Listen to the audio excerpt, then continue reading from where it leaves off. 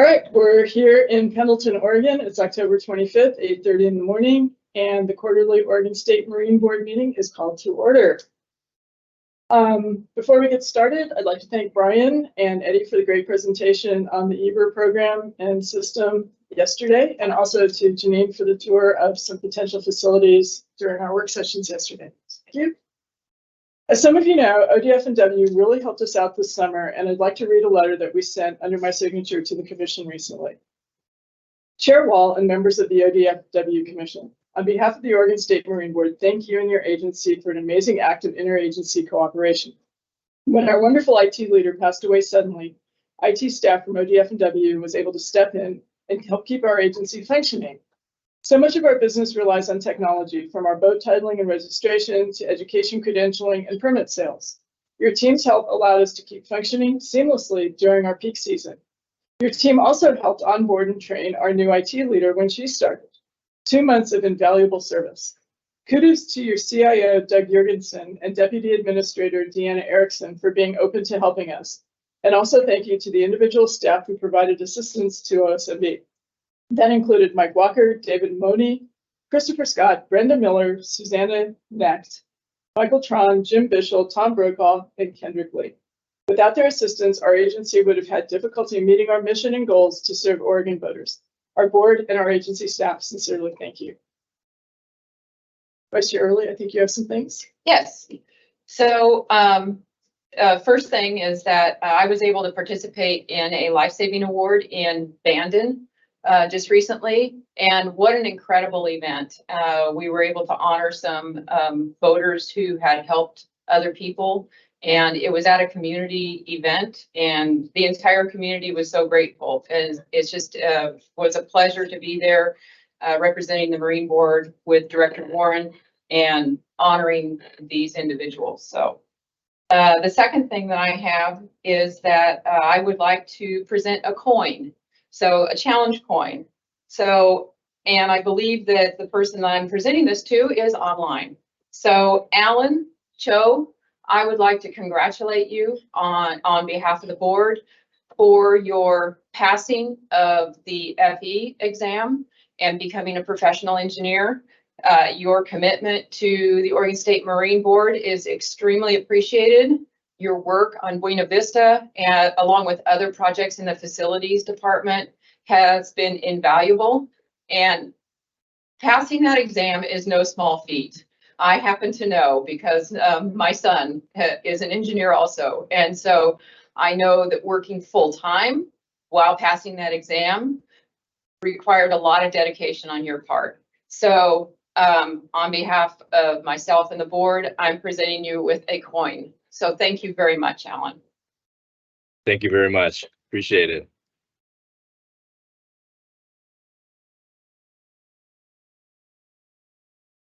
That's all I have. Okay, great. No, I don't have anything today. Okay, so the last item I just want to share is that the Marine Board is joining several other state agencies to send letters of support regarding an Oregon State University Human Access Project grant request to Travel Oregon.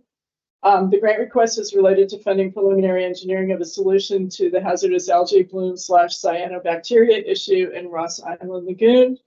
Our letter focuses on the impact of blooms on recreational boating in general, and also ties on potential impacts to waterway access permit sales, and also potential impacts to our WAG grantees. With that, we move into our agenda. First item is approval of the minutes from the June 27, 28 session. I make a motion to approve those minutes as written and thank Jennifer for her prompt and thorough transcriptions. I second the motion. We have a motion and a second to approve the minutes. All those in favor? Aye. All right. Aye. No opposition.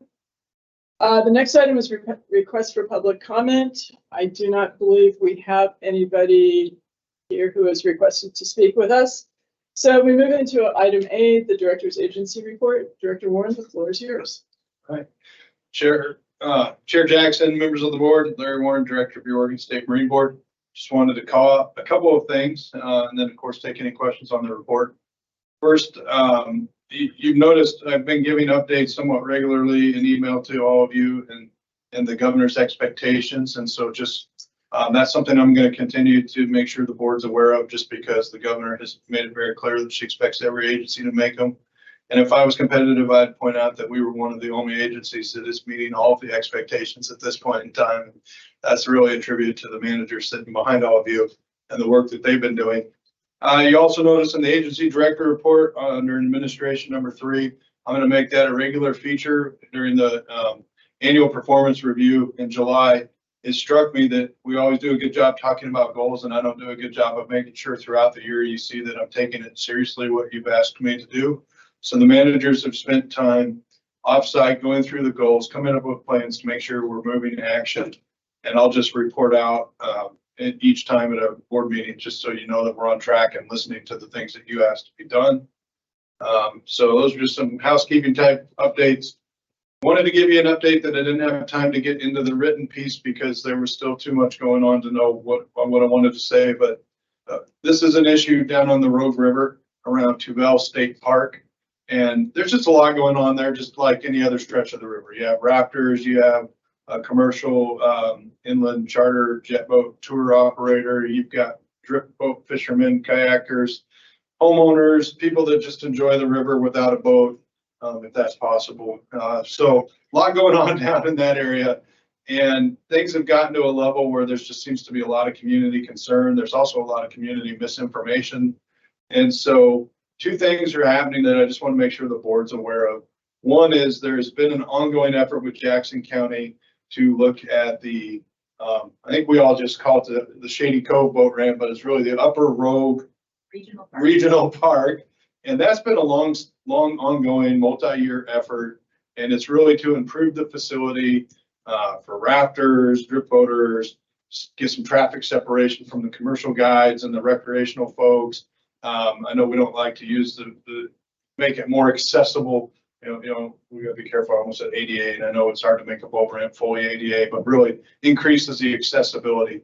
And that was one area where the community, I think, thought we were doing something to expand jet boating into that area. And the facility really was designed for the non-motorized use, the rafting and the drift boating and those type of things. There's a community meeting on November 13th.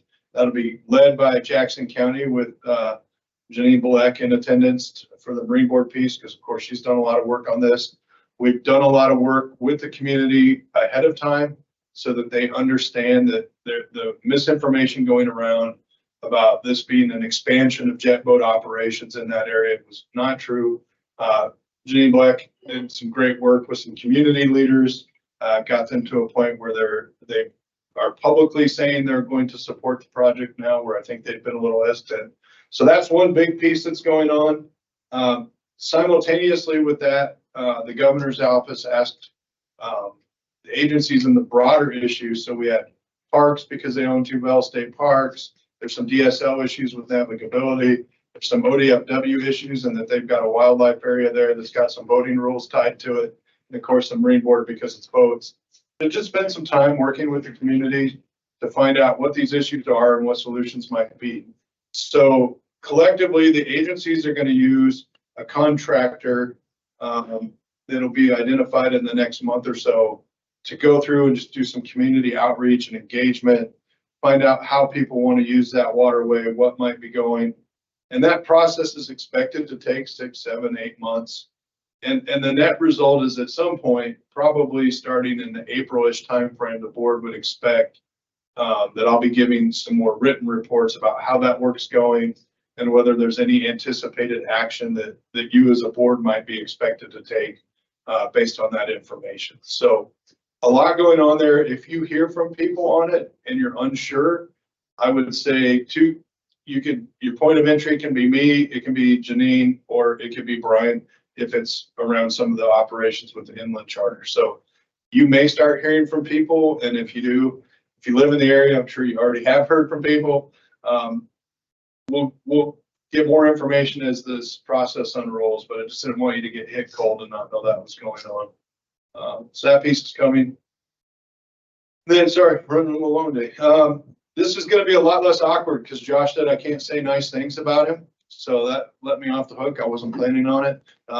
for those that may not know, and for folks listening, this is going to be Josh Maholm's last board meeting with us. His last day with the Marine Board is at the end of the month. Josh has accepted a promotion at Department of State Lands, and I've already given him a goodbye speech with the agency, so I won't do two of those. So I'll just leave it at, in my 24 years of state government, I've never seen somebody come from outside of the state of Oregon and be so effective so quickly in how they did their job. And I think Josh was just amazing and some of the things that he did while in his 4.5 years with our agency. And it truly was amazing to me how quickly he became effective, having no experience with Oregon state government, because Oregon likes to do things a little differently. So he'll be great at DSL. We'll be happy to have somebody over there that knows us. And I think he, again, I would just commend him for his time here. I'll stop at that. So he's already gotten the goodbye speech. You want another one, Josh? Absolutely not. And then on the good news front, I'm going to just read this one to make sure I get all the pieces, because I think this is important. There's some major awards getting floated around for our work at Westport. I know some of you have gone to Westport. I believe Chair Jackson was at the ribbon cutting for that one. So Clatsop County Parks received national recognition from the state's Organization for Boating Access, SOBA, during its annual conference. The President's Award recognized projects that are innovative, high quality, have unique features, and increase accessibility. Janine and I will be presenting that award to the Clatsop County Commissioners on November 8th. And I believe they're aware that they've won the award, and they're super excited about that. I was out there recently at the facility, and just super amazing work that was done out there. And I've boated there my whole life, and to see it really nice and fixed up was just, it was just shocking to see that work and how nice it was. Then the other one that's in the good news category, and this one just unfortunately, I don't think still has been socialized enough, so I wanted to make sure I mention it here. Janine Bleck was also recognized at the same SOBA conference.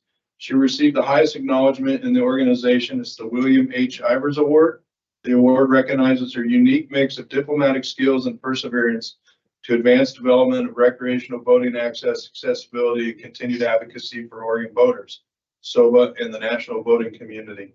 And the word in there that I would hang on to and I would tell anybody is the perseverance. I think when we go out, even yesterday was a good example to me, that if there's not somebody like Janine out there pushing and pulling and getting people interested and finding people that want to help get these boat ramps fixed up or built, it just won't happen. It's too easy for people in their day job to let it go. And when you go to Westport, that didn't just happen by accident. That happened from, Janine, diplomatic skills. There's nobody locked in closets, right? Janine does whatever it takes to get us there. And the state in that facility getting some national awards, and Janine being recognized, well deserved. And again, I think none of that happens if she doesn't do the job the way that she does it. So that is what I have for updates. All right, thank you. Any questions? Well, I would like to just pass on my congratulations to Josh and to Janine. I think in my time on the board, they've both done tremendous work, and I really appreciate what they've accomplished in the span of time I've been here. I know we haven't always agreed. That's a testament to their perseverance with me, and I really appreciate them helping me and assisting me as I become a member of the board. So I wish Josh all the luck in the future and success in his new endeavor. So good luck. Thank you. And I would like to second that as well. I want to thank Josh for putting up with a lot of dumb questions from me and being patient and all that, and just really helping, I think, to move the agency forward. And I know our paths will probably cross again. So good luck and congratulations. I would also echo that. Thank you to Josh and thank you to Janine. Thank you too for assembling a team that is able to carry on. Josh, especially since you're leaving, and carry on, the good work you've done and the work you will continue. And Janine, thank you. The award is well deserved, well deserved. So the tour yesterday was incredible, really eye-opening, and it definitely is a testament to your dedication. So thank you. Any questions for Director Warren? Okay, our next item is business services update from Christine.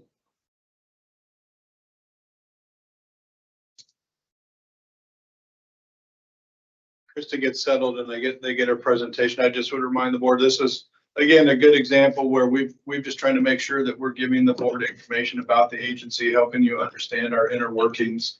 And we've had Andrew come in recently to talk about registrations. And then I think we thought it'd be a good time for Christy to talk about business services, which makes our agency run behind the scenes. So. Perfect. Thank you, Larry. Good morning, Chair Jackson, members of the board. For the record, my name is Christy Cornish. I'm the business services manager. And what I'm going to do is today I'm going to provide a little bit of a brief overview of the procurement services that we use, and then also just a high level budget, since we did just pass a biennium. So for procurement services, when we have goods or services that we need to acquire, the state has many laws and rules that we have to follow. And what the main one is what's called a buy decision.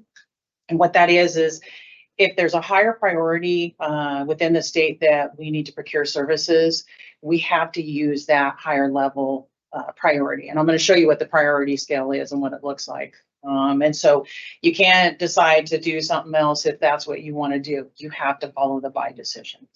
And so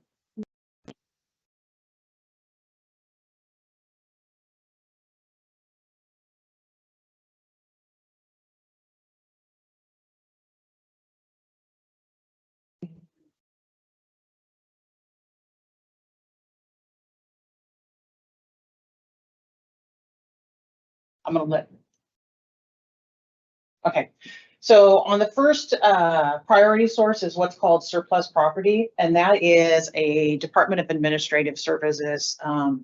Basically, it's a warehouse, houses a bunch of goods. So if we have something like, let's say, chairs that we no longer are using, we send them over there. And so then if there's a point where we need maybe chairs, desks, or some other material possession, then we go to surplus property warehouse and we purchase them through that. So that's the first priority that we have to use. If that's not available or they don't have the goods or services that we need, then the second priority is what's called Oregon Forward. It used to be called Qualified Rehabilitative Facility, or QRF. A lot of times those are envelope stuffing services or maybe custodial services. Those are contracts that you can utilize for that. And if that priority is not available, then the third is inmate labor, and that's known as correction enterprises. A lot of times they are manufacturing desk and anything that you can have them physically built. Now, obviously, there's some inherent risk with that. You may have delays. There may be work stoppages for whatever reason. So that's something that you have to factor in.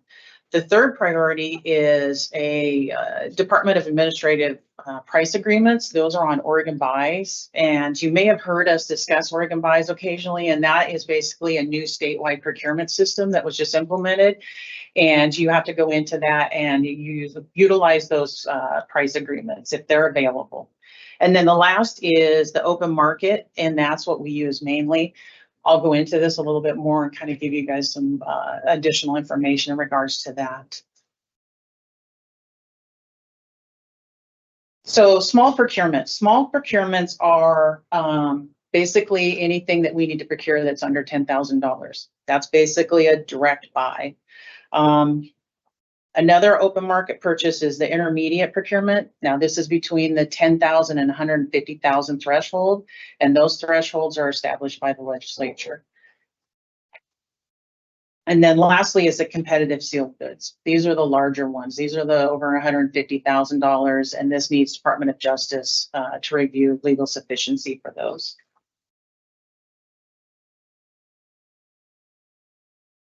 So in regards to the small procurements, what we do is we usually will request suppliers to provide quotes. You want to make sure that it's competitive and that it's fair and that, you know, other folks have an opportunity to utilize those. You try not to use the same ones over and over again. Like I said, you want to make it competitive. And then we select and award that supplier.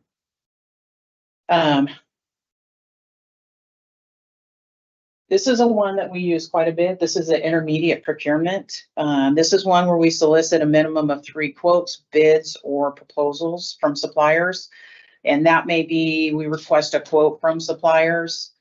We may send out an invitation to bid, or we may even request proposals. And this is more in depth on the proposals. Those 3 different options we can receive by mail, in person, or email. Verbal quotes obviously need to be documented in the procurement file. Everything we want to make sure that we document so it can be fair and competitive. And if we ever need to review it, we can always make sure that we see all of the information that's provided.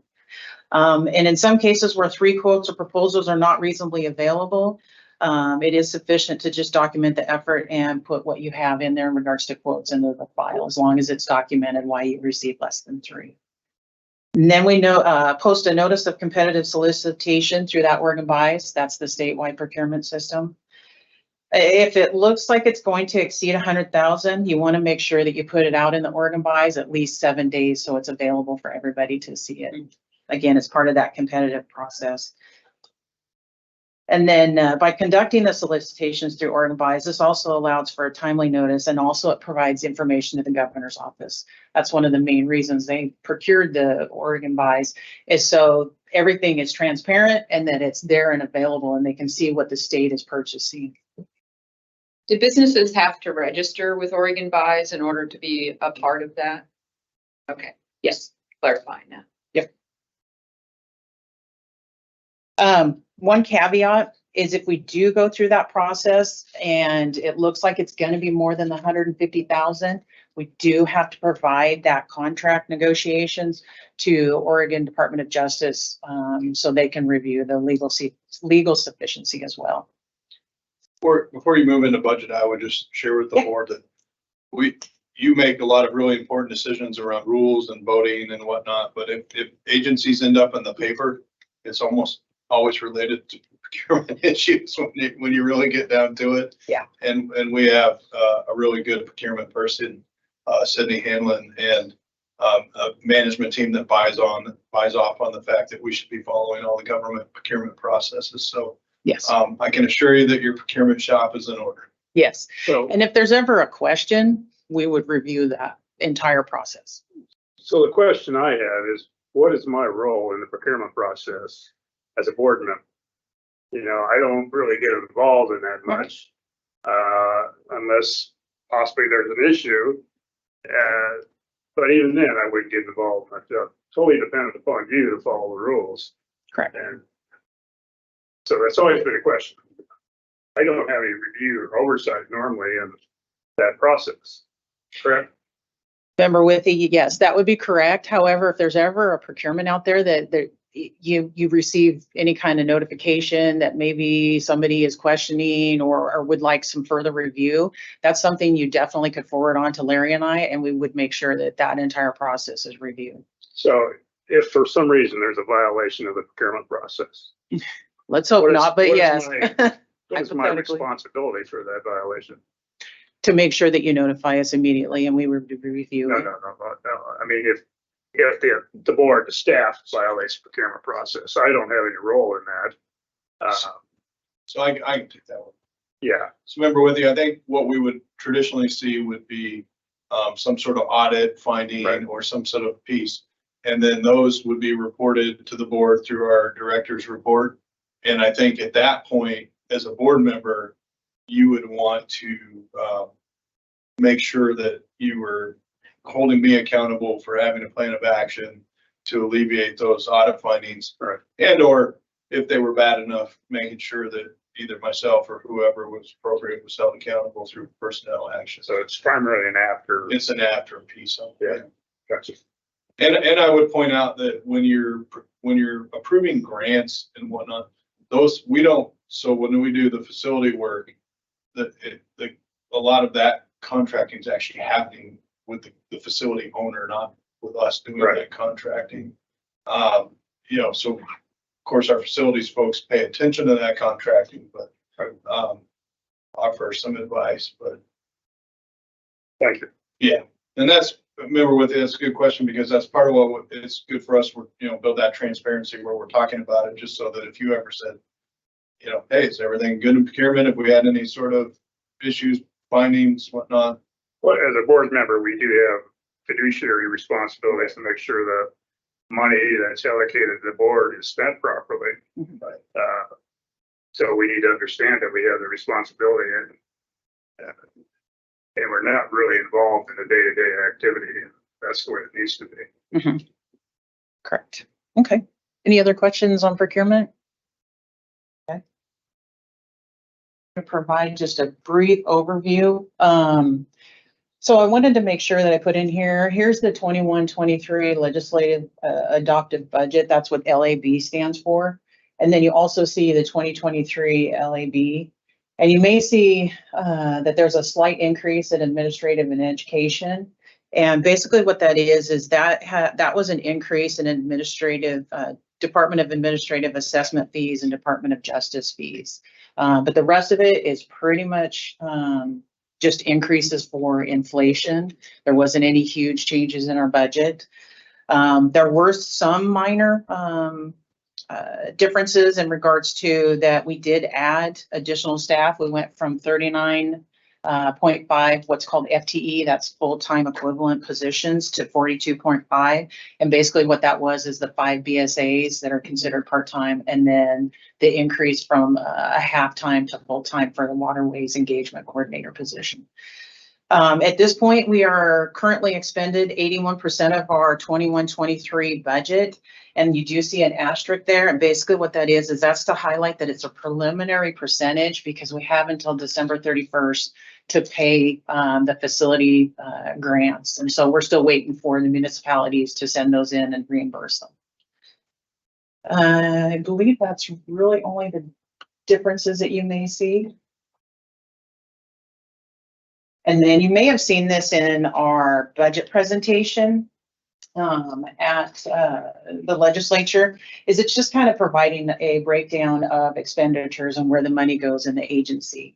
So 42% of it goes to law enforcement, 30% to voting facilities, 24% for admin and education, and then 4% for AIS.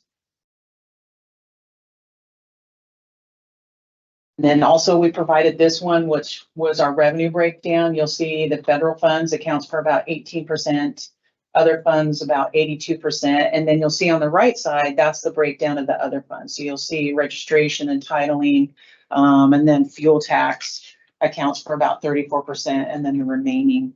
So as you can see, about 86% of that other funds comes from fuel tax and registration, which is a big chunk. And then my very last slide is we had provided, submitted 2 policy option packages to the legislature.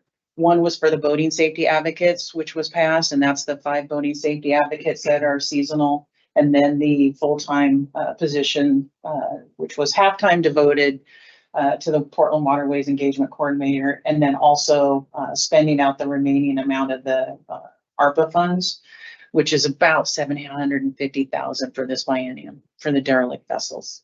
And that was passed as well. Any questions? I think I Thank would you. just, oh, go ahead. Sorry, Chair Jackson. Thank you.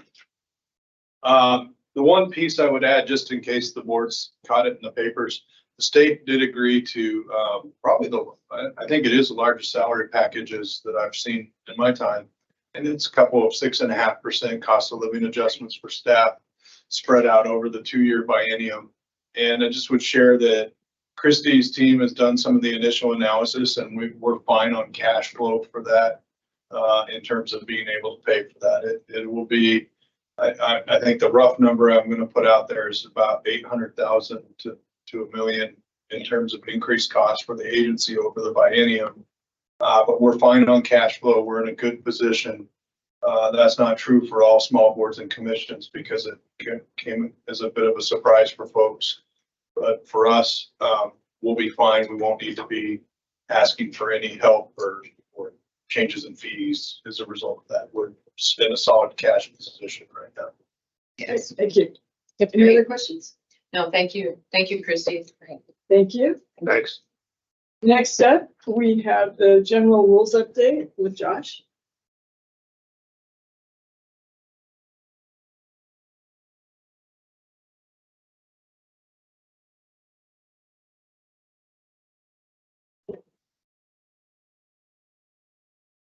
Good morning. For the record, my name is Josh Mahal, I'm Environment and Policy Program Manager. First and foremost, I'd be remiss if I didn't convey my appreciation for some of the nice things that you all said about me earlier in the meeting. It's been an honor to work with you all through the state's challenges in the realm of voting over the past 5 or so years. It's certainly been difficult at times, and I know there were plenty of instances where some of the people in this room, we didn't maybe agree on some initial solutions. But to be in the environment where we're all willing to work collaboratively for the betterment of Oregonians and the voters of this state. The words that come to mind are fun and rewarding. So I'm looking forward to seeing the great work that the Marine Board will undoubtedly continue to do. And I also continue to look forward to working to protect the state's aquatic resources and making sure that the public can enjoy those safely and responsibly. So thank you again, I appreciate it. For item C, so as you'll recall, we've closely examined and amended some rule chapters over the course of the past year or so as part of an ongoing initiative to ensure that our administrative roles reflect the current needs of the voting public and of the state and the state agencies. So over the past 2 months, we've been looking through our statewide rule chapter and have identified quite a few areas where we believe an update could be warranted. All of those specific areas are found in your board book with this agenda item with the specific initially proposed language. But note that what you have in the book is only a small subset of the statewide rules chapter. It is a pretty large chapter, so I've only shown you the ones where we've suggested changes. A quick reminder where we are on the rulemaking timeline. At this point, this is just a proposal brought forward by staff after identifying some issues where both my program and a few others have noticed that some updates might be needed. Nothing. At this point, staff's just asking the board to approve the current proposal, propose any changes for us to incorporate or otherwise look into. And then we would then go forward to file a notice with the Secretary of State, start soliciting public comment, and start that more formal process. If public comments indicate that the proposal should be revisited, if there's substantial things that need to be addressed, then that could always be brought back to the board in January. If the board agrees on a proposal, some variation like the one that's presented today, and we don't get a lot of public comments or otherwise determine that additional changes should be made, staff could file a notice at the beginning of January for new rules. But if the board would like, an updated proposal could be brought back at the board meeting in January, and then rules could be filed in February or March. So back to the proposed changes. I'm going to quickly summarize them. I'm not going to read through them all verbatim. I trust that you've been able to see what we've provided in the book. I tried to make it as formatted in a cleanly readable way as possible. Sometimes that's challenging through some track changes, but I hope that you understood what we were trying to do. So the first thing that we proposed is adding definitions of sailboard and kiteboard. So these terms are actually already used in both statute and rule. They are not defined in our statute or rule. There is a Coast Guard definition of sailboard that we are proposing to put in our rule, and we've developed a definition for kiteboard to try to capture the wide and getting wider breadth of different kite-driven water sport activities. Some of this is to make sure that the current rules apply to different vessels, or actually more importantly, the exemptions apply that are currently in rule. But it also sets the framework for making sure that these types of vessels are encompassed within our regulatory framework as their popularity continues to expand. I mean, on the way here on Monday, for those of you that went through the Gorge area, Hood River, the Dalles, you see a lot of these activities, and they're great, but we need to make sure that we are up to date as those activities continue to expand and evolve. The next thing that we had done as part of this is to update our boat accident investigation rules. The primary driver here was to utilize the current term incident as opposed to accident. That's in line with how the Coast Guard refers to these, as well as to update the situations in which a boating accident must be reported to the agency. There were some instances where accidents needed to be reported and weren't because of some looseness in that language. Some other things as part of this initial package were to remove some exemptions that were in multiple places in the rules and also just move them around to the appropriate places. For instance, there was one rule that said this group does not need to wear PFDs, and then there was a PFD rule where that wasn't in there. And if people were not looking at the entirety of the chapter, you may miss some of those exemptions. So that was primarily a reorganization effort. Regarding fire extinguishers, we have adopted language that reflects Coast Guard language adopted in 2020 or 2021 regarding expired fire extinguishers. Basically, that fire extinguishers now are stamped with an expiration date, and if you have a fire extinguisher that is over 12 years past that, that does not meet carriage requirements. We've now added that to be reflected in our rules as well. Some minor amendments to sound signaling appliances, just to use some of the federal, amend the federal language so that it makes sense for us and for our law enforcement officers. Similar to fire extinguishers, we have adopted an engine cutoff switch law that was promulgated by the Coast Guard a couple years ago that essentially says if you have a boat that is equipped with an engine cutoff switch, you must use it. We are now adopting that similar language into our rules, or at least proposing that. We eliminated quite a few obsolete rules regarding breath testing. A lot of those are already covered in state police rules and statutes. They were out of place in ours. They were no longer reflective of how breath testing was actually administered by law enforcement officers in the state for marine applications. And then also remove provisions for the offender education program. Way back in the day, if someone was caught in violation of boating rules, there was this remedial program, if you want to call it that they could actually in some cases were mandated to do. That has all been made completely obsolete by the mandatory education program that was adopted 20 years ago. So this is just a remnant of that we are now proposing to take out. There's been some confusion on when, especially out-of-state folks, need to carry waterway access permits or aquatic invasive species permits, especially if they're on shared waterways. We've tried to clean that up as much as possible. So there was some reorganization there. And then the last part of this package is removing provisions for the AIS check stations on how they are run. Those were probably rules that we could never put in place anyway, dictating what happens at those stations. A lot of those things are reflected in ODF policies and procedures. They're frankly unneeded rules that we're proposing to remove for clarity. So with all that, at this point, I'm requesting that the board either approve these changes, suggest some other changes, or suggest changes to our proposed changes, and then indicate how you would like staff to proceed.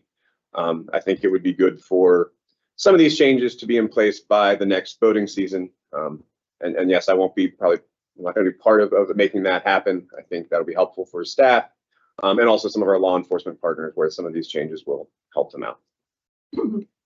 Great. Thank you, Josh. Thank you for all the hard work on this, and having had to try to look up some rules recently for somebody. The current set is confusing, and helping to straighten out some of those duplications really is helpful. Anybody have any questions or comments for Josh? Yeah, several Go for it. questions, comments. Sure. The last 3 or 4 board meetings, we've talked about cleaning up the rules, making changes. Now we're talking about more. At some point, we need to have a stable rule book that people can use and maybe make these changes once a year so people know that they're operating off the current rules. So I'm not sure where we're at with making those rule changes we've talked about in the last couple of meetings. Remember, Woody, that's a good question and a good point. We have already made the changes in state rule that we talked about in previous meetings. We talked about mandatory education program at the last meeting. Prior to that, we did our local rules, so the rules that individual water body rules. And so those have all been updated. This, in my opinion, is probably the last piece, and then I think that we're probably done. And there was some strategy in doing this piece by piece. So our rules are broken up into 10-ish chapters, some for facilities, some for outfitters and guides, some for the ones we just mentioned. Trying to tackle too much at one time in some ways could have felt disingenuous. You throw together these giant packages, and I always try to be as transparent with the board as possible in what we're trying to do. And I think it's important that we try to do that with the public. Amending 10 chapters at one time, I think, would be questionable public policy. So that was the strategy here. But I do believe with these changes, there will still continue to need to be smaller tweaks, some because of legislation, some because of needs identified by law enforcement. But as far as this ongoing effort to revamp our rules, to bring them up to date, my plan initially was for this to be the last one, and then we kind of embark on an effort to make sure that these are all digestible in some sort of package that we could send to the public. Like, here are the boating rules in the state of Oregon. So when we publish the rules, are all these going to be incorporated in the new rule book?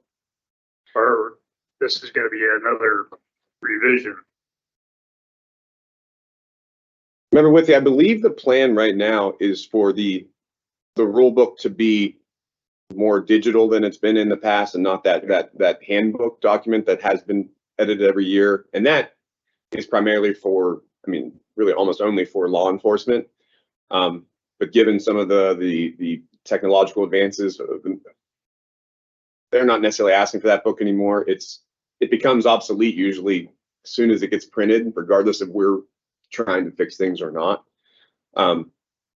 So I would suggest these changes be made for 2024, and then that's probably the last proactive rulemaking that we do. But there is a short session between now and the April board meeting, and things can always come up. On the $2,000 threshold, where does that come from? $2,000 doesn't buy you much anymore. And when you have an accident and you say it's a minor accident, it normally involves more than $2,000. So is that a state threshold, or? Remember, with you, it's not. That's a federal mandate. Everything in those reporting accidents, now incidents, that's all mandated by the Coast Guard. We just it's important for us to make sure that our rule language reflects that federal language, or else you get a weird disconnect between the state and local laws or the state and federal laws, and it makes it challenging for law enforcement, especially. Yeah, it's hard to find an accident these days. It's less than $2,000. In our public comments before the meeting, we received some concern about total water sports and people cheating the system. Easiest, best way to put it that I can think of. Do you see a need for us to pursue that with these rules?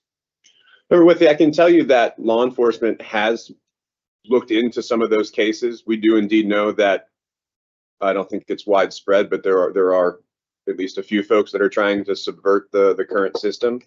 Those rules are that's in the education chapter, which, again, for the reasons I talked about before, we didn't intend to touch. But I think we've identified that there are some potential changes for the towed water sports program that could be pursued probably in the next year or so. But we're also very aware that there may be an effort to change those rules again through legislative action. And so for many reasons, it's probably something that we're going to wait on. I agree with their proposed rule changes. I'm just concerned about confusion and publishing so many revisions to the rules. Member Withy, I would just add one piece, and I apologize that we probably didn't set that up well enough with the board at the outset. What Josh and Dorothy have been doing over the last year is what every rule person wishes they would do, which is to go back through and clean up some of the stuff that's just old language. You look at it, you don't like it, it's not relevant, but you never get around to fixing it. And we probably didn't set that up well enough that this was a kind of a planned action for a set period of time to do just some housekeeping things that quite candidly, we could have, and oftentimes just kept living with them being wrong or obsolete, but it's just Josh and team have taken on the task of cleaning them up. So don't misconstrue my comments. I really appreciate you doing it. I think it's been long overdue. And I just don't want more confusion added as we function. I appreciate it. And you know, I remember we actually directed staff to start going through all of our rules and to try to clean up the language, because we do need to be in compliance with the U.S. Coast Guard. We need to be in compliance with the federal laws. We need to be in compliance with all the legislative changes. So I see this as an evolving process. I don't think that we're ever going to have it perfect. It's never going to be able to stop. Just having the opportunity to review the rules and make them be compliant with all of these other agencies and entities, I think is really important for Oregon voters. So there is no confusion. Yeah. We don't want the state laws to be, or our state rules to be saying something different than what the federal rules are, because that's where the confusion really lies for a voter. So I applaud you for going through and getting this done. I don't think we're done by any means. I appreciate that we need to have clear and concise rules, and so I agree that we're always making new rules, so that requires publication. But some organizations, they publish it on a certain date every year, so people know that they're working off the current rules. Just wondering if that's what we should be doing. Well, I think that's, Josh alluded a little bit to that. Some of the stuff that's in this package, plus of course the stuff that we priorly approved, wanting to have it in place by essentially the beginning of voting season for 2024. But maybe that's what we should try to do every year. I mean, we could make that as one of our kind of agency goals. One other thing I just want to share, I also appreciate all the hard work that's gone into this, and also did kind of recognize that this was the third piece of a three-piece puzzle. Josh and I had a little conversation also about the written testimony that came in. And one of the other things that was pointed out was some of the issues that were raised in that are also covered in other aspects of the law. For example, fraudulent production of credentials. And so to put something that into our rules is basically recreating this problem that we're trying to clean up. So I agree with the sentiments that you all shared. Remember with you, I agree. I encourage the agency to. I mean, ongoing rulemaking on a 3-month basis all the time is unless necessary, is probably not necessarily a good practice. Some of the desire to do this, and yes, Director Warren pointed out, this is something that every rule writer desires to do. I'd spent 3 years trying to adjust to some of the old, somewhat outdated language, and the ability to make sure to have some time to bring that up to just the needs in 2023 is oddly exciting for me. Some of it was we weren't embroiled in any kind of big rulemaking at this time, and so the timing felt good. We had some capacity to do it, and yes, we will be discussing rulemaking probably almost every quarterly meeting of the board going forward.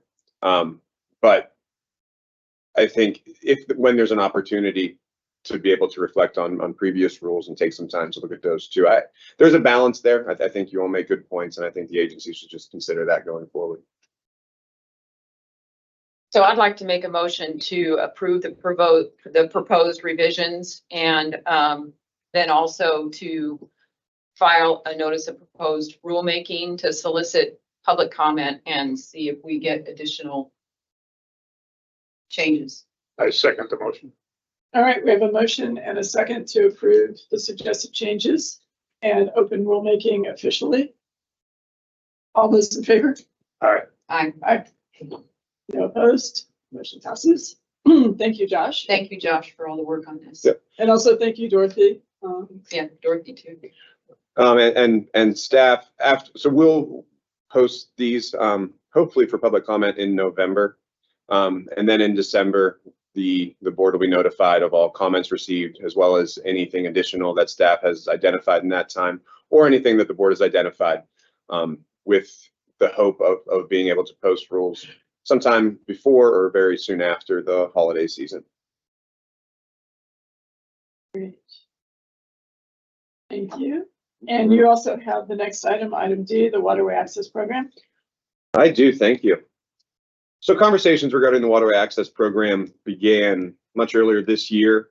We looked at a lot of data, discussed several avenues that the agency could look at for future improvement of the program. Since we last spoke in June, our boating safety advocates have come on board. While their primary function is education and outreach, they're proving to be an invaluable tool in data collection, a tool that a process that we typically relied on law enforcement for in the past, which was also valuable, but provided maybe a little bit of a different perspective. In the months that those BSAs have been active, we are learning a whole lot about boaters, and something specifically, waterway access permit knowledge and compliance. Brian and Eddie gave a wonderful presentation yesterday, and that last part you saw some of what the boating safety advocates are collecting now. And I'm excited to see what a full year of data looks like as that program gets, up and running even more. The main takeaway that I've taken from some of that data, and I've been looking at it closely, talking to this boating safety advocates at times, has been, well, my takeaway was that roughly half of non-motorized boaters that need to have the waterway access permits do not. But I think the more important takeaway for me is that for those that don't have the permit, it is overwhelmingly because they have never heard of the permit, never heard of the program. There is just not a lot of knowledge there, which, I mean, again, to be clear, is not completely unexpected. We have been talking about waterway access permits. I have been talking about waterway access permits for quite a while, but it is a program that is 3.5 years old at this point.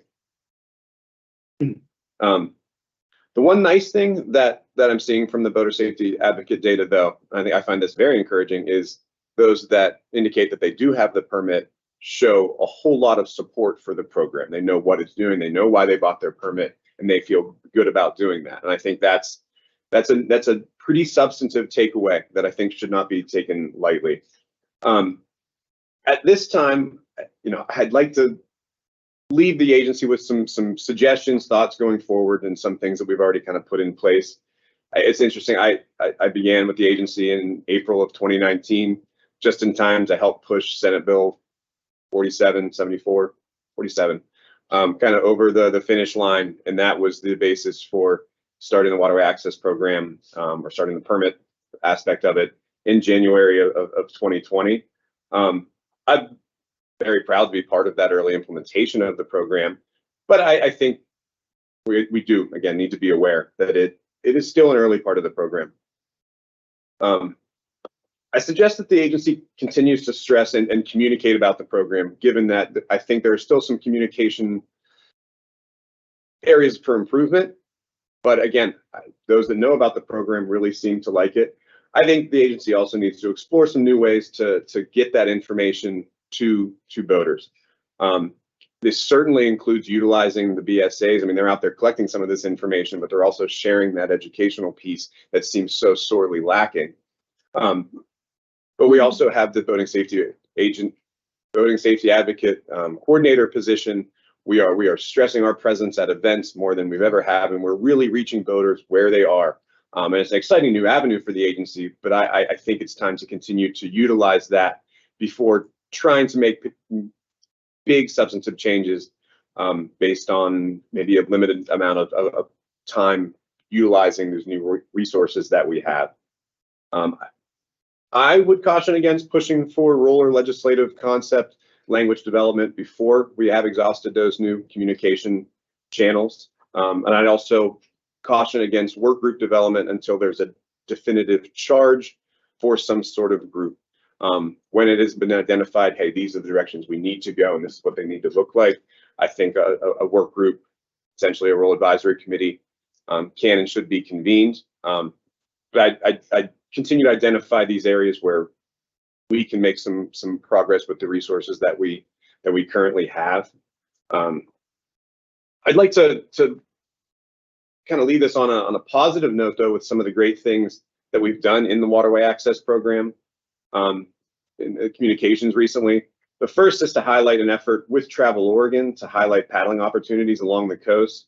Ashley Massey with the agency did a wonderful job of incorporating some of our safety and carriage requirement messaging into this advertisement that Travel Oregon put out for some great coastal opportunities. I provided a link to that resource in your board book, and I encourage you all to check it out at some point. I mean, it's cool to see hey, come boat in these areas, and also so here are the things that you need to be legal and safe.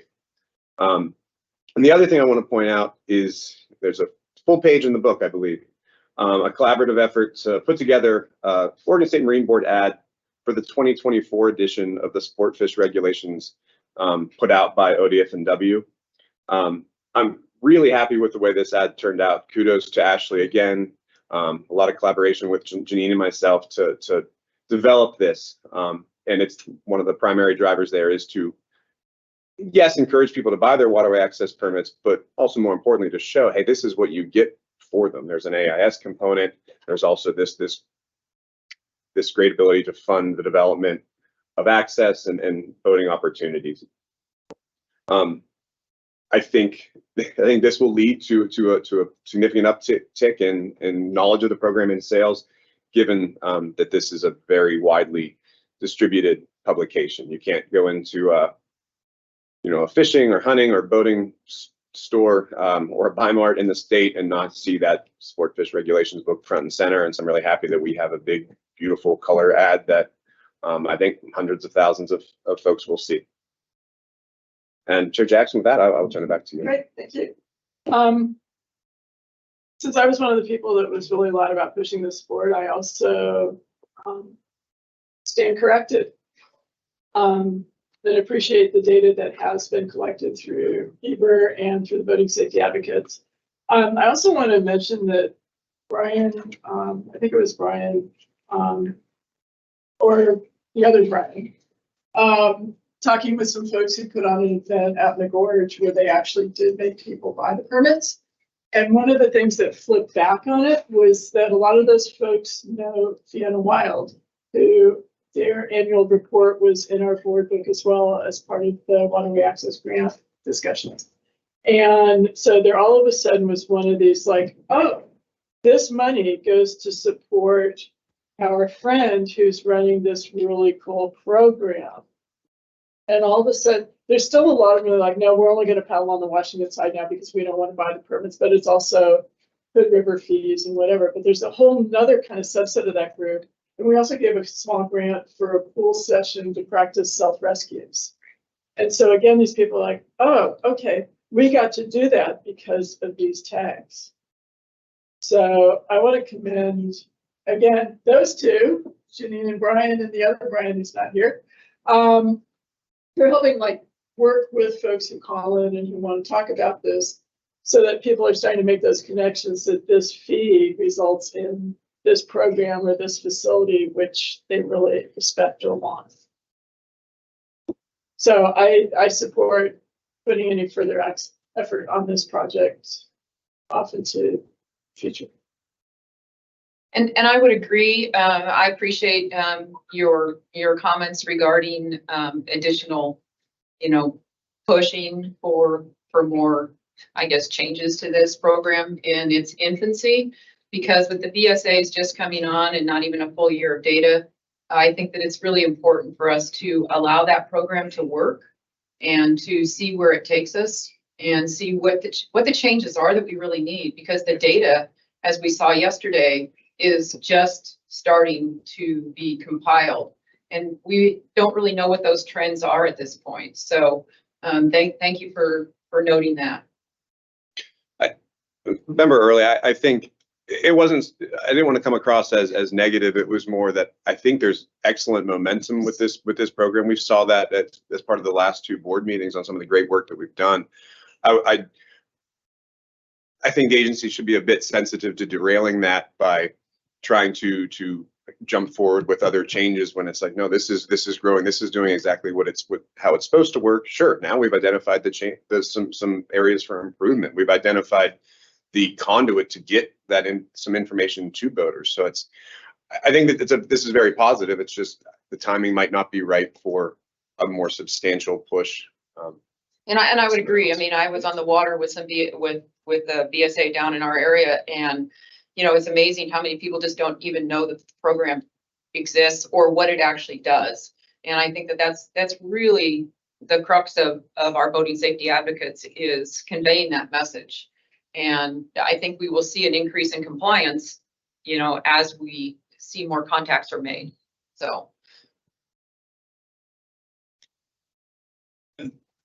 All I got to say is ditto. I agree. Okay. Well, I just would add, Chair Jackson's point about some of the outreach and work with the nonprofits. It's just, I think back to when I jumped into what was kind of the middle end of the process of getting that Senate Bill 47 moving it through. That almost was like just a tagline extra in the original concept, and it feels like it's really bearing out to be one of the really great things of the program, is how much it can increase boating and boating awareness and getting folks out safely on the water, non-motorized boats. So that takes a lot of work. I think Josh has made some points about making sure we're staffing that work well, and giving ourselves a runway so that when we go for potentially a legislative concept down the road, we've done all the community engagement work, and we're doing it together with the community instead of adversarial, which then sets us back years. And just one more thing, congratulations on the ad. It is eye-catching. And so look forward to seeing it in the book. I look forward to seeing it in the book too. Thank you again. And I know Ashley's online, so Yeah, I mean, thank you, Ashley. Jean and I provided some substance, but Ashley made it look, it's going to pop out of the booklet, and I'm excited. Yeah. I just learned today the QR code actually works. It actually worked. No, that didn't occur to me. I've seen this. I was like, I'm gonna try that out. Yeah, no, we thought about a lot. Yeah. And I'm kind of wondering what other publications might be a good host for the same ad.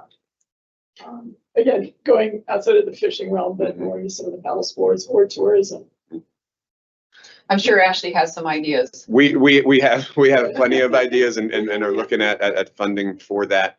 I mean, not just print publications too. I mean, some variation of this, whether it's a smaller, like something that can be shared digitally. I mean, we're identifying that, hey, this is a route that we can go and probably get a whole lot of exposure for the program. So I'd expect more of that to come. One thing I found interesting, the Portland Witches Paddle is this weekend. And on their website, it very explicitly states you need to have a whistle, you need to have a PFD, and if your board is 10 feet or more, you need the waterway permit.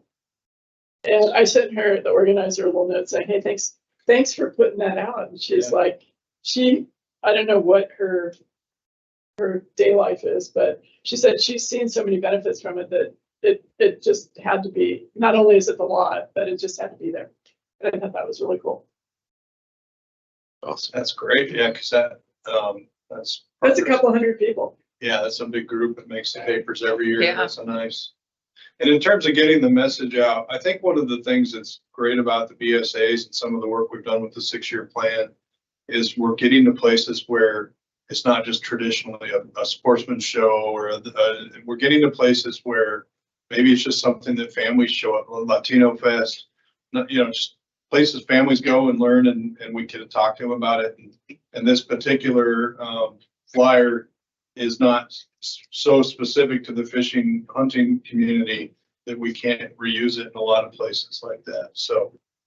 Could be your new backdrop in your, voting booth, Yeah, there you go. There have been talks of putting that into some sort of, poster. One of the screens. Yeah, or Yeah. So, next week, Brian and I are attending the Oregon Recreational Summit. And we've had that made into an 11x17 because that is participation by a lot of trail organizations, water trail, non-governmentals.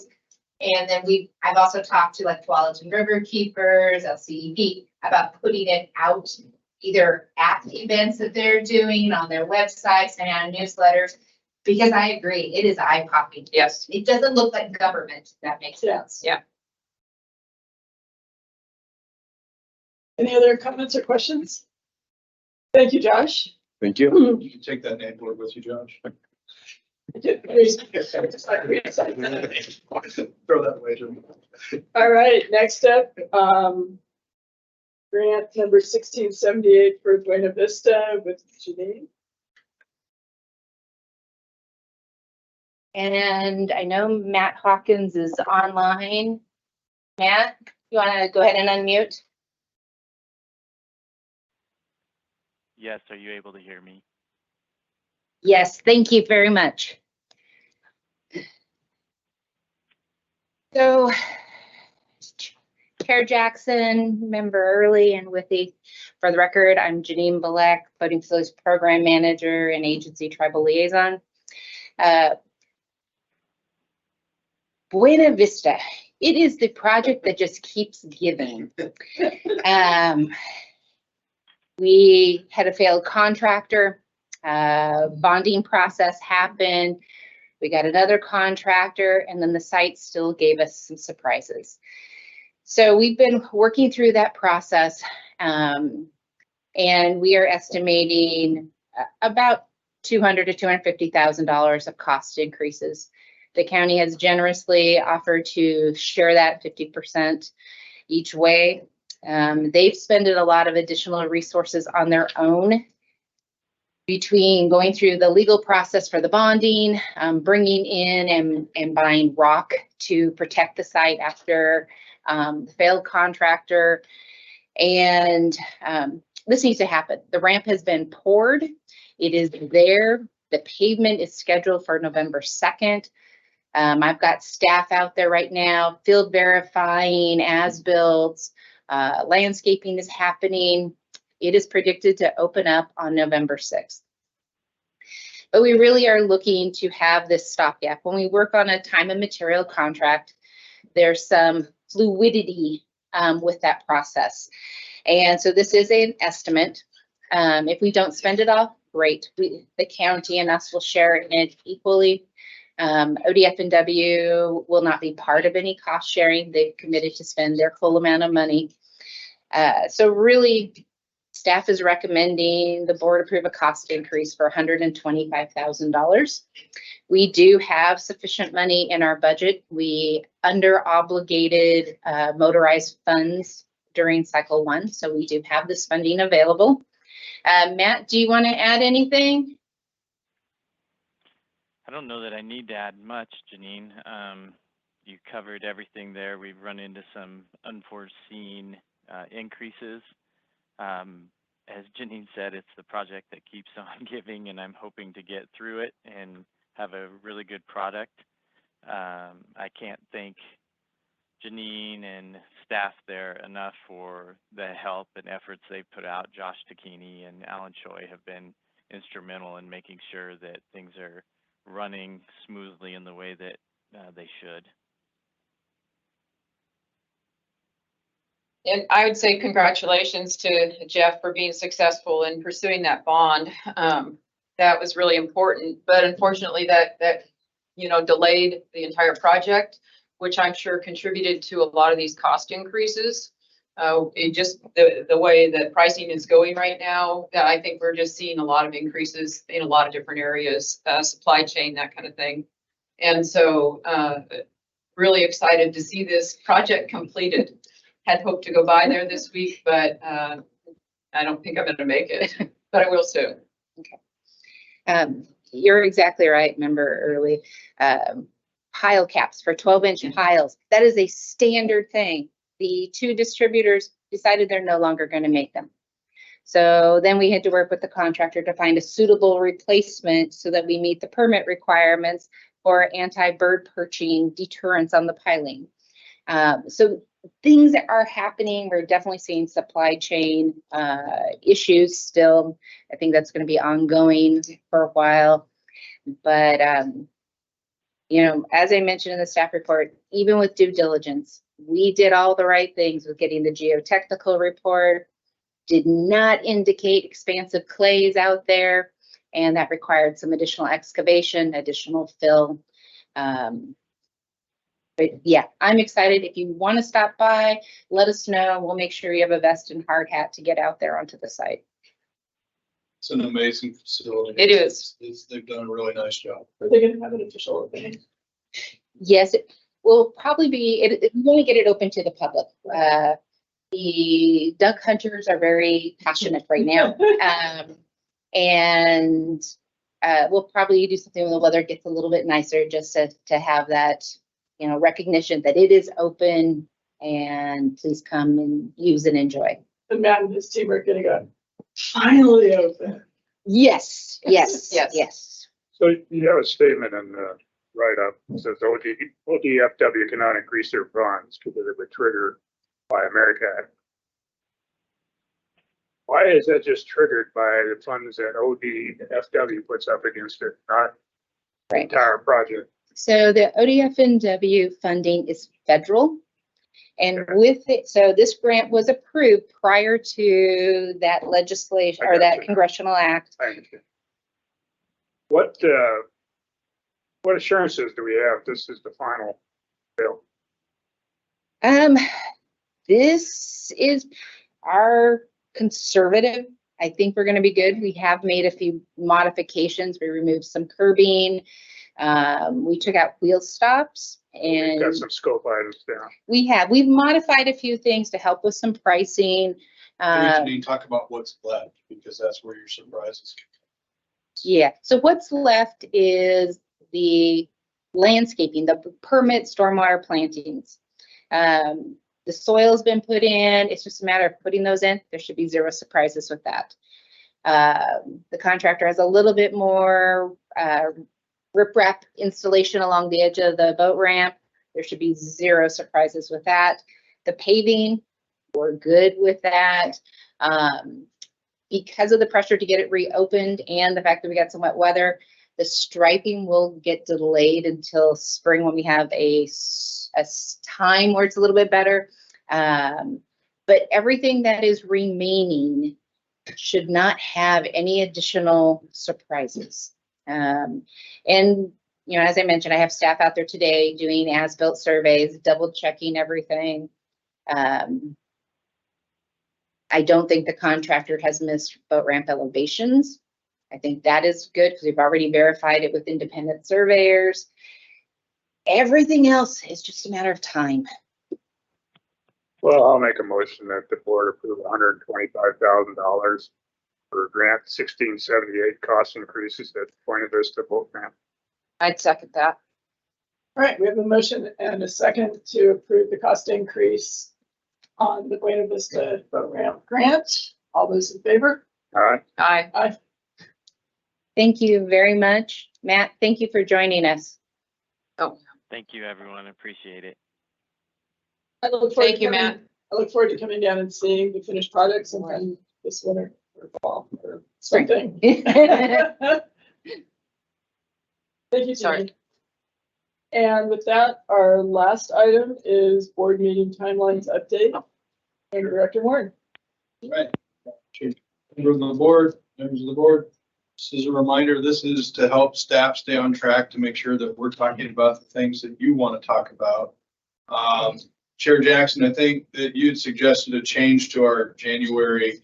We're going to give a statistical update, but if you could just describe, just to make sure we capture a little more enhanced look at that. Sure.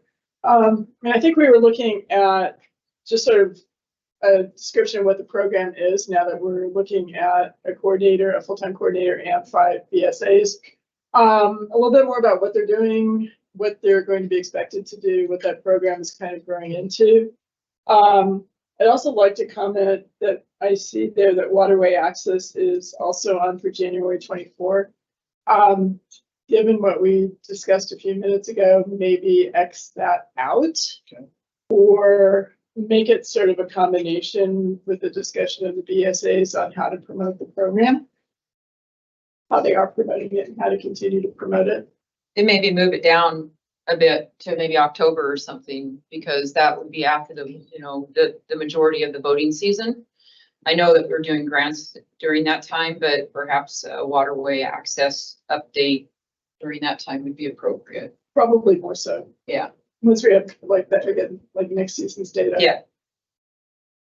I Give us appreciate- almost a whole year. Right, because I think just, you know, just so you are clear, what we heard was that it's not that, you know, we're gonna stop doing the great work on the waterway access. It's that the board's satisfied with where it's headed for now. Keep going that direction, keep building, keep going, and then come back in October with some data and Yeah. where we're going. Exactly. Start the next conversations, and then certainly can expand the BSA to be more of a program, what we're doing, how the coordinator position's used, what's coming up, what we've learned from the past, building that piece for the January meeting, which is in Salem.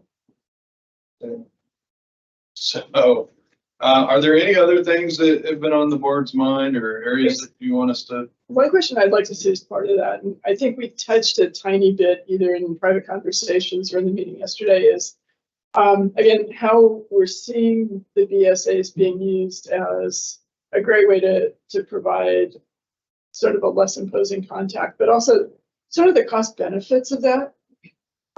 Because we're talking about the number of contacts that the BSAs are making, it comes out to be a relatively small amount of dollars per contact versus a law enforcement person making that same contact. And so some of the cost benefit of that program in terms of not only the sort of sociological, but also the financial benefits of the program. Excellent. We can certainly, I know Brian's already probably spinning up in his mind how he'll display that data. I know he's got some reports that help us see some of that already, so that'll be great. That'll be a good, I don't think we've done much public noticing on that, so that'll be a good first discussion around some cost benefits of this program as well.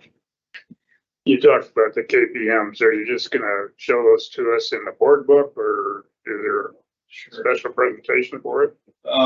Member with you, that's a good call. Let's flag KPMs on the January board meeting, because the board would need to take action by the June meeting to essentially approve the staff recommended KPM changes. So we'll be ready by January at least to do some of our early thinking with the board. We've had, as I mentioned, the director's report, Dorothy Deals, but attached to that, and she's doing a great job. Managers met last week, and I think we have a fairly good rough outline of them now. And so we can do an update in January so that you have some time to give feedback. We have time to adjust and be ready for kind of a June approval. And then on the governor's performance measures, how involved does the board need to be with them? So remember with I think from your perspective, the number one thing is every 2 years you have to do a performance review for me.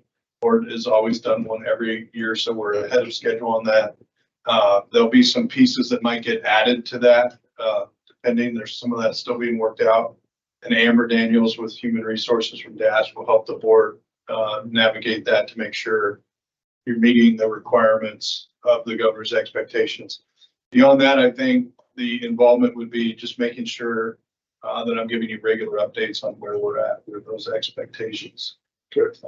And again, the only one that we're bouncing back and forth on is the days to hire is supposed to be at 50, which seems like a whole lot of time, but in the government world, it goes out for a couple weeks. There's a week to score. There's a week of this. There's a week of that, and all of a sudden, I mapped out the hiring process for Josh's position and thought 50 days was a lot of time. I think if I don't get my interviews done by November like 13th or 14th, I'm not making it. You know, it's just, it gets pretty tight with the timing. But otherwise, just regular updates if I stop giving them to you for some reason, then that's a good thing to ask, because the governor certainly is paying attention. She's getting quarterly reports on where agencies are at.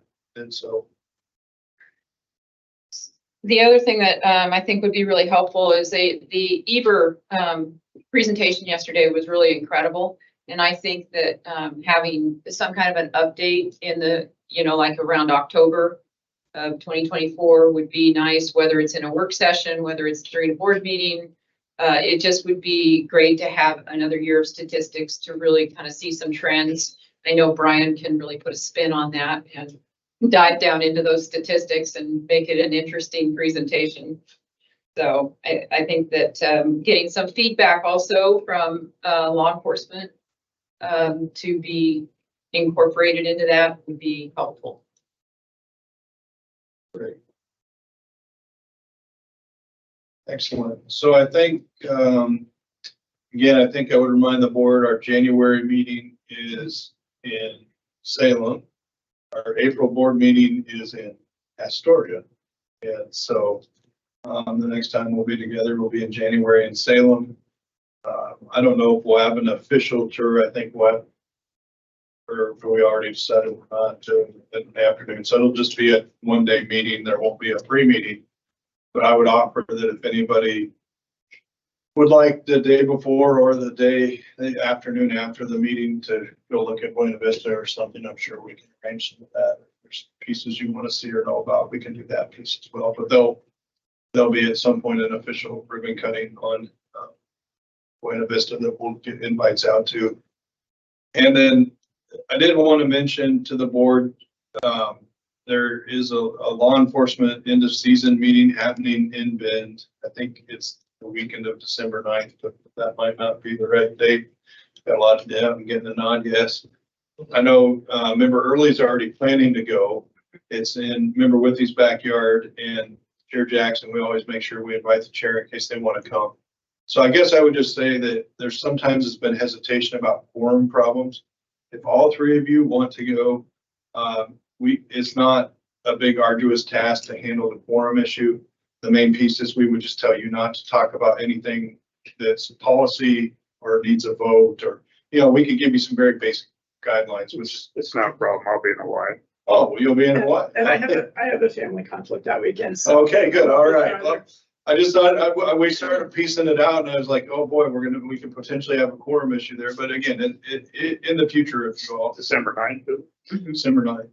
And then, Eddie's already got some of the training dates for next year, the 2024. So if we haven't gotten those out to you, we'll get those out to you so that if there's any you'd like to attend along the way, you have time to plan for some of that. So they were in the board report. Thanks. yeah, and he shared them directly. with Excellent. me, so. He would be too. So that's good. I just wanted to make sure. plans. I just wanted to make sure that you all knew if you all ended up in the Bend one, but it sounds like Hawaii and family, if that's a tough time of year sometimes. So. All All right, with that, any other comments, questions? Our meeting is adjourned.